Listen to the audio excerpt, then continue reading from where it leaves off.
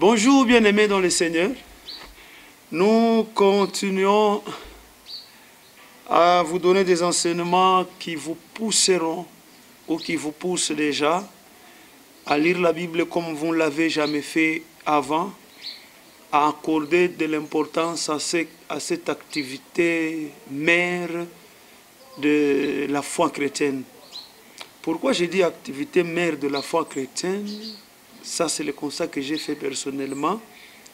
Tu ne peux pas évangéliser si tu ne connais pas ce qui est écrit dans la Bible. Tu vas dire quoi dans l'évangélisation? Tu ne peux pas chanter si tu ne sais pas ce qui est dans la Bible. Tu vas chanter quoi? Tu ne peux pas prier selon la volonté de Dieu que tu ne connais pas. Or, la volonté de Dieu se trouve dans la Bible. Maintenant, la vie chrétienne, c'est une ligne de conduite que nous avons. Bon, imaginez-vous, tu ne connais pas cette ligne de conduite, tu ne connais pas cette ligne de conduite. Qu'est-ce que tu vas faire? La ligne de conduite se trouve dans les Saintes Écritures. Bon, imaginez-vous, il n'y a pas de foi sans la parole. La foi vient de ce qu'on entend, et ce qu'on entend, c'est la parole de Christ. Il n'y a pas de foi sans la parole. Il n'y a pas d'affermissement sans la parole. Il n'y a pas de ministère. Il n'y a pas l'exercice du ministère non plus sans la parole. C'est vrai, le ministère, c'est un don que le Saint-Esprit fait. Le Saint-Esprit te fait un don si tu as déjà cru dans la parole. C'est alors qu'il te reconnaît comme fils de Dieu. Il te fait un don pour que tu entres dans le ministère. Tu ne peux pas exercer le ministère si tu n'as pas la connaissance. Comment tu vas exercer le don de prophétie sans la connaissance? Comment tu le feras? Tu seras dans la confusion. Tu peux de temps en temps prendre le message du diable pour le message de Dieu. Alors c'est l'activité mère de la foi chrétienne. Tu es pasteur, oui, mais au pasteur Jésus-Christ avait dit, enseignez-leur à observer ce que je vous ai prescrit. Ce que Jésus-Christ a prescrit se trouve où? C'est dans la Bible. Tu ne peux pas dormir dans un songe. Le Seigneur commence à te dire ce qu'il a prescrit. Si c'est déjà dans la Bible, donc tu ne verras pas ça dans les songes.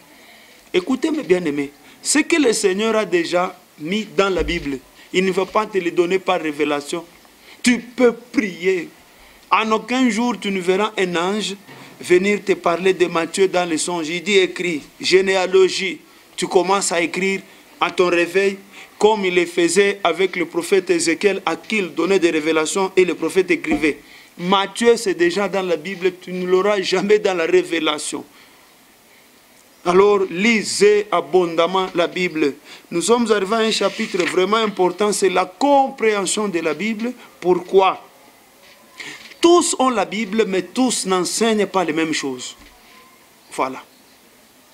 Et c'est curieux parce que nous pouvons trouver même deux serviteurs de Dieu, reconnus serviteurs de Dieu, qui ont tous la même Bible, la traduction Louis II, mais ils se contredisent.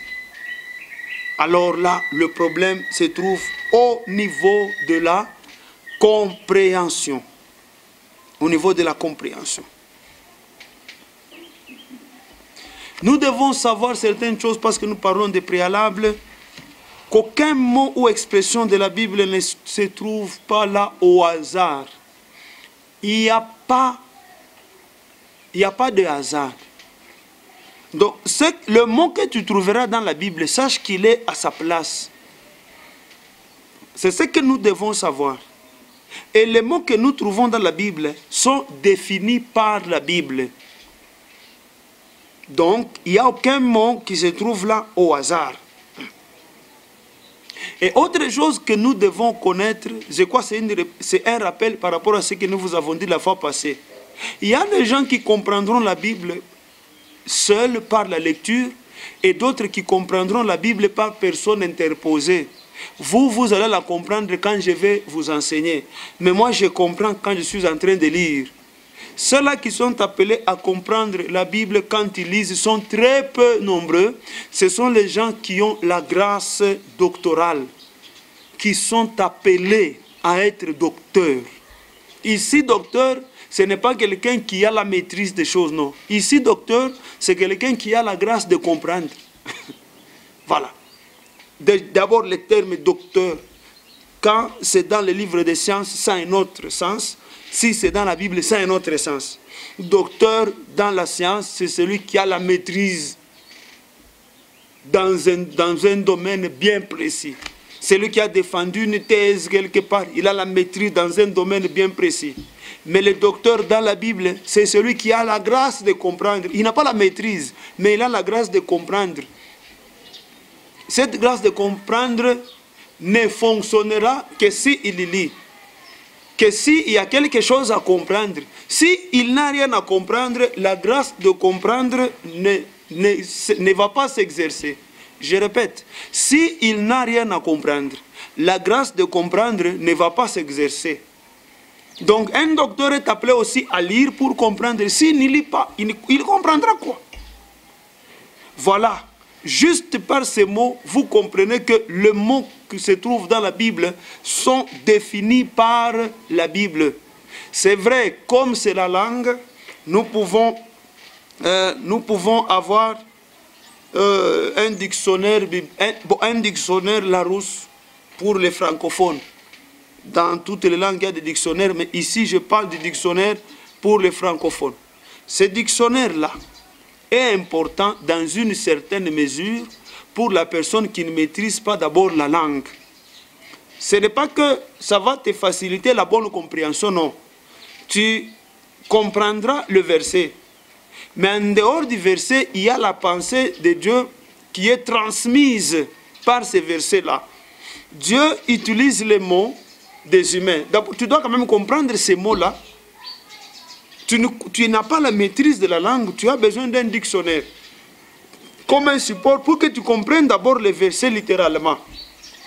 Après la compréhension là, tu dois maintenant connaître la pensée de Dieu.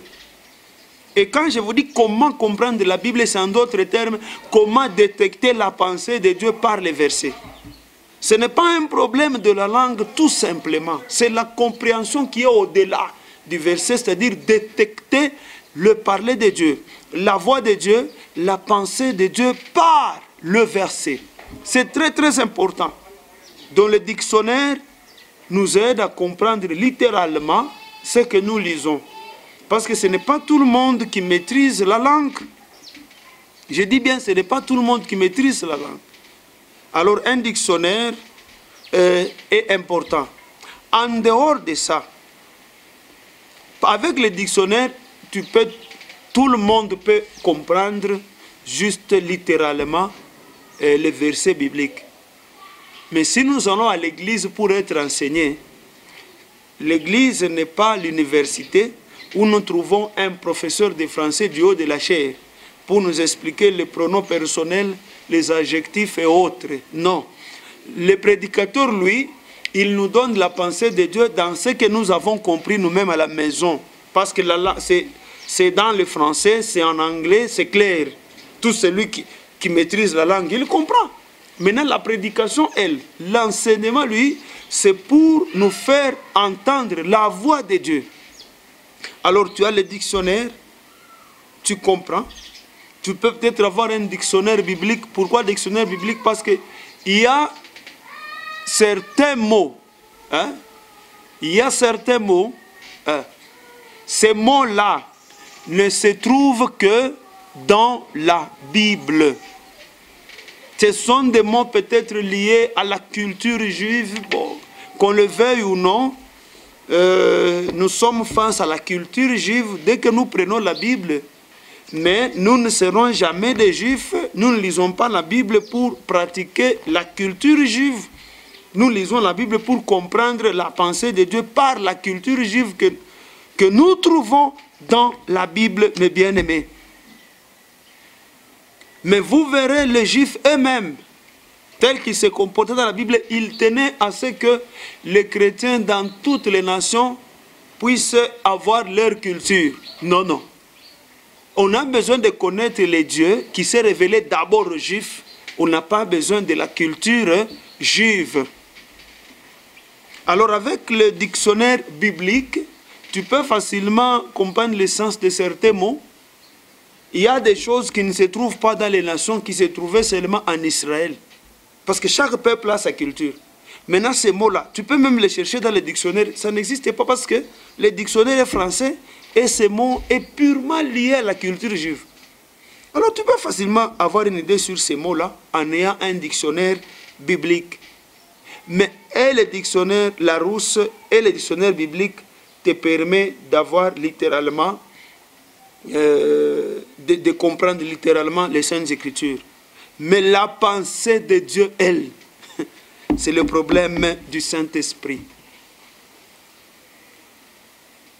Quelqu'un peut maîtriser le français. Il peut croire qu'il est un bon prédicateur. Non, il explique la grammaire biblique. Il a enseigné et expliqué la grammaire biblique. Deux choses différentes. Voilà pourquoi vous n'osez jamais croire que quelqu'un qui est un bon professeur de français à l'université peut être un bon enseignant à l'église. Vous vous trompez. Vous vous trompez. Cet homme-là peut facilement expliquer les textes qui se trouvent dans certains livres pour la maîtrise de la langue française. Mais les textes que nous trouvons dans la Bible sont très différents de nos textes qui nous aident à maîtriser la langue française. Donc un professeur d'université qui maîtrise la langue, même s'il maîtrise l'hébreu et le grec, il ne peut pas être un bon enseignant. L'enseignant, c'est l'affaire du Saint-Esprit lui-même et l'appel. C'est pourquoi, pour comprendre la pensée de Dieu, tu as besoin du Saint-Esprit. Oui, il y a un verset qui dit « L'Esprit de Dieu vous enseignera toutes choses ». Oui.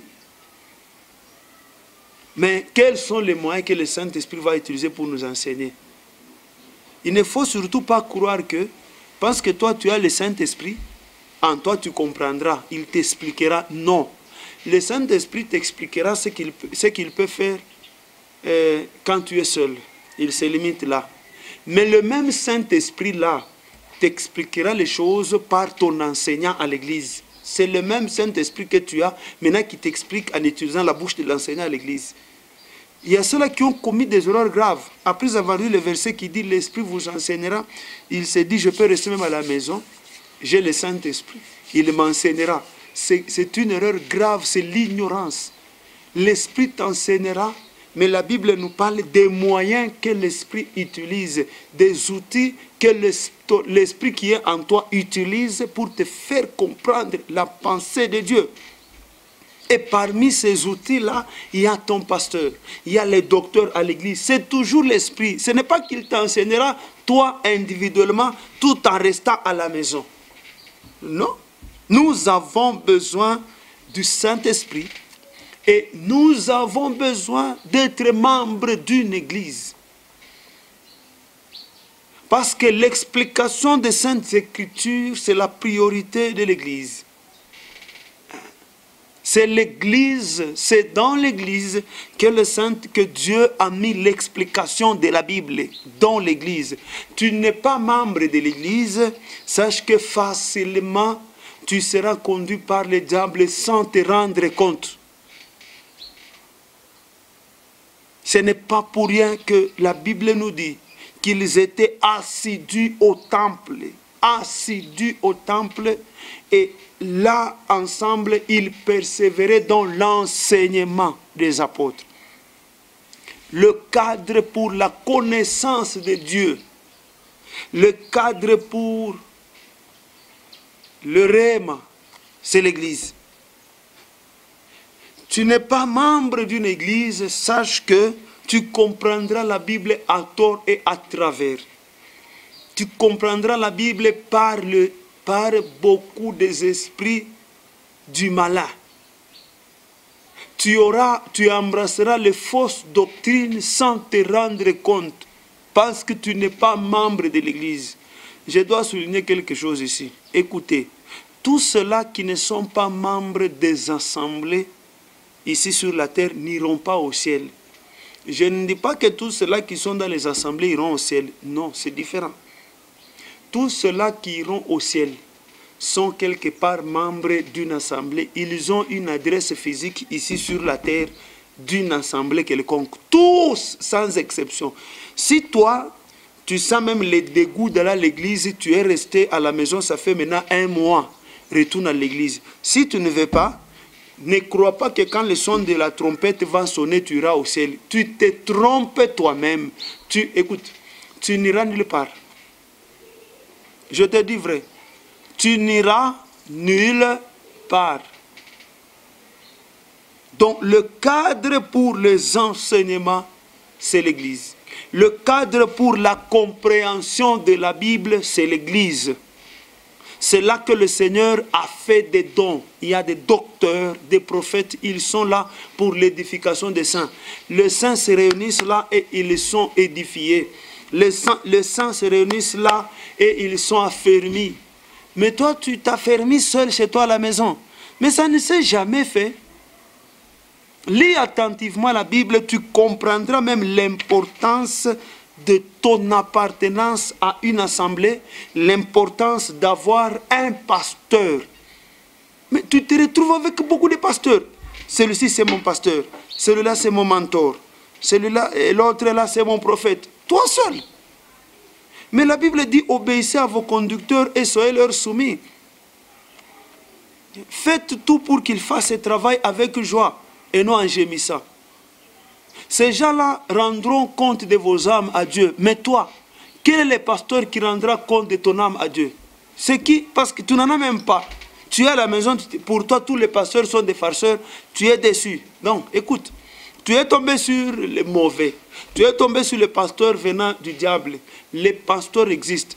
Toi, tu veux me dire que Dieu a échoué sa mission ici sur la terre. Tous les pasteurs que Dieu a envoyés sur la terre, tous sont tombés devant le diable. Tous. Non? Alors là, tu veux me faire voir que le diable est plus puissant que Dieu. Non, détrompe-toi. Tu es tombé sur les imposteurs. Les vrais pasteurs existent jusque-là. Ils sont dans le monde. Ils craignent Dieu, connectés au trône de Dieu. Et si tu les rencontres, tu entendras la voix de Dieu de leur bouche. Ils sont là présents. Et un pasteur et une église, cela va faciliter la compréhension de la Bible. Que Dieu te bénisse abondamment, toi qui écoutes particulièrement. Et la Bible dit, si tu entends la voix de Dieu aujourd'hui, n'endurcis pas ton cœur. Tu veux comprendre la Bible? Écoute ces conseils. Que Dieu vous bénisse et à la prochaine.